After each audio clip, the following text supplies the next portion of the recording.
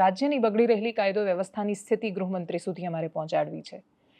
એમના જ શહેર સુરતમાં એક ઘટના સામે આવી. 10 કે 20 રૂપિયા રિક્ષામાંથી ઉતરતી વખતે માંગ્યા. એક દારૂડિયાએ માંગ્યા નશો કરવા માટે અને પૈસા ન આપી શક્યો એક છોકરો, એકદમ યુવાન છોકરો 17 વર્ષનો, તો એને મારી નાખ્યો. શું કામ? તો કે 20 રૂપિયા માટેનો ઝઘડો હતો. 20 રૂપિયા નહોતા તો મારી નાખ્યા. અમદાવાદમાં એવી ઘટના સામે આવી. અમદાવાદમાં વાડજ પાસેથી સમીર નટ નામનો એક રિક્ષા ચાલક, એણે મુસાફરોને બેસાડ્યા. 2 મુસાફર હતા, એકને ઉતાર્યો અને બીજાને નવરંગપુરા ઉતારવાનો હતો. નવરંગપુરા ઉતર્યા પછી ભાડું માંગ્યું. જે વ્યક્તિ બેઠો હતો એણે કહ્યું કે મારી પાસે પૈસા જ નથી. ભાડું કેટલું હતું? 30 રૂપિયા લેવાના થતા હતા. કોઈની પાસે 30 રૂપિયા લેવાના હોય ને 30 રૂપિયા ન આપે તો તમે શું કરો? પોલીસ સ્ટેશનમાં જાઓ તો પોલીસ ફરિયાદ તો ન જ લે, અને એટલા માટે મોટા ભાગે લોકો એને જતા કરવા પડે. તમે જતા ન કરી શકો, તમને ખૂબ ગુસ્સો આવે તો કદાચ તમે એને ઊંચા અવાજે બોલો, કંઈક વાત કરો. પણ 30 રૂપિયા માટે કોઈને મારી નાખે, એ ઘટના જ અચંબાવાળી છે. એટલી આઘાતજનક ઘટના છે જેટલો આઘાત કમાટ પાસે એક સમાચાર છોટાઉદેપુરમાંથી સામે આવ્યા હતા કે ચોરી કરવા માટે ગયો અને કશું જ ન મળ્યું તો એક દંપતી સૂતું હતું, તેના પગમાં ચાંદીના સાંકડા પહેરેલા હતા, તો પગ કાપીને જતો રહ્યો એક માણસ અને એમને મારી નાખ્યા. આવા અનેક સમાચાર ઘણા બધા વિસ્તારોમાંથી સામે આવે, અને આ વિસ્તારોમાંથી સમાચાર સામે આવે ત્યારે આપણે એવું કહીએ કે હાય હાય કેટલી ગરીબી છે. આ કહેતી વખતે આપણે શહેરની ગરીબી, ભૂખમરો, માણસનું પાગલ થઈ જવું, એ ભૂખમરો 30 રૂપિયાના સંઘર્ષમાં એનું ભટકવું, એ આપણને દેખાતું જ નથી. આ કોઈ પણ સંઘર્ષ, ભૂખમરો, કોઈ પણ ઘટના એ ઘટનાને જસ્ટિફાઈ નથી કરતી તમે ત્યારે એને મારી નાખો. પણ પોલીસ તપાસમાં પહેલા પોલીસને પ્રાઇમા ફેસી જૈન દેરાસર પાસેથી એક મૃતદેહ મળ્યો નવરંગપુરામાં, ત્યારે એમને એવું લાગ્યું કે અકસ્માતે મોત છે. એમણે સીસીટીવી ચેક કર્યા ત્યારે ખબર પડી કે એક રિક્ષા ગઈ, રિક્ષા ટક્કર મારીને જાય છે. પછી એ રિક્ષાવાળો સમીર નટ, એને એટલો બધો ગુસ્સો અને આક્રોશ હતો કે એ યુટર્ન લઈને પાછો આવે છે અને ફરીથી એ માણસને કચડીને જાય છે.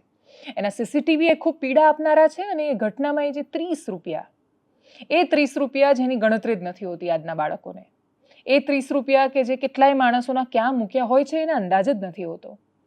એક બાજુ એક શહેરની 2 વિષમતાઓ કે 2 છેડા તો જુઓ, એના 2 અંતિમો તો જુઓ, કે એક બાજુ આ શહેરમાં 1500 રૂપિયાની કોફી પીવે છે કોઈ, અને એક બાજુ 30 રૂપિયા માટે એક માણસની હત્યા થાય છે. આ 2 અંતિમો વચ્ચેની લડાઈ છે. આ એટલો ખતરનાક ને ખરાબ સંઘર્ષ છે કે આ સમાચાર આમ જોવા જઈએ તો કોઈ મહત્વના સમાચાર નથી, કેમ કે એક એવા માણસની હત્યા થઈ છે જેની પાસે 30 રૂપિયા નહોતા. એક એવા માણસે હત્યા કરી છે જેના માટે 30 રૂપિયાનો એનો ગુસ્સો એટલો મહત્વનો હતો કે એના માટે રિક્ષાથી કોઈને મારી નાખે છે. અને આ 2 અંતિમો અને આ પ્રકારની અતિશય કરુણાજનક ઘટના સામે આવે છે ત્યારે આ જ શહેરમાં એવા અનેક માણસો છે જે 1000 રૂપિયાનું ખાવાનું ફેંકી દેશે, 1000 રૂપિયા એ રીતે વેડપશે જાણે પૈસાની કોઈ જ કિંમત નથી.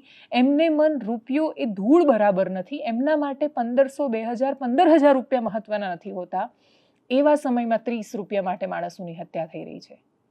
એવા સમયમાં 20 રૂપિયા માટે કોઈકના ઘરનો એકનો એક 4 બહેનો પછી આવેલો સુરતનો એ 17 વર્ષનો છોકરો છે એને કોઈ મારી નાખે છે. જેના પપ્પા ફ્રૂટની લારી ચલાવે છે, એ પોતે રત્ન કલાકાર છે, નોકરી કરે છે. એવો છોકરો મરી રહ્યો છે કોઈકનો. કોઈક 10 રૂપિયા માટે મારી રહ્યું છે. કોઈક જ્યારે ઘરમાં ચોરી કરવા જાય છે ને કશું જ નથી મળતું તો માણસોને મારીને એના પગ કાપીને લઈ જાય છે, કેમ કે એણે પગમાં ચાંદીના સાંકડા પહેરેલા છે. આટલા અંતિમોની વચ્ચે આપણે જ્યાં સુધી આ અવસ્થાને ઇગ્નોર કરીશું, આપણી પાસે જવાબ જ નહીં હોય કે આપણી પ્રાયોરિટી શું છે.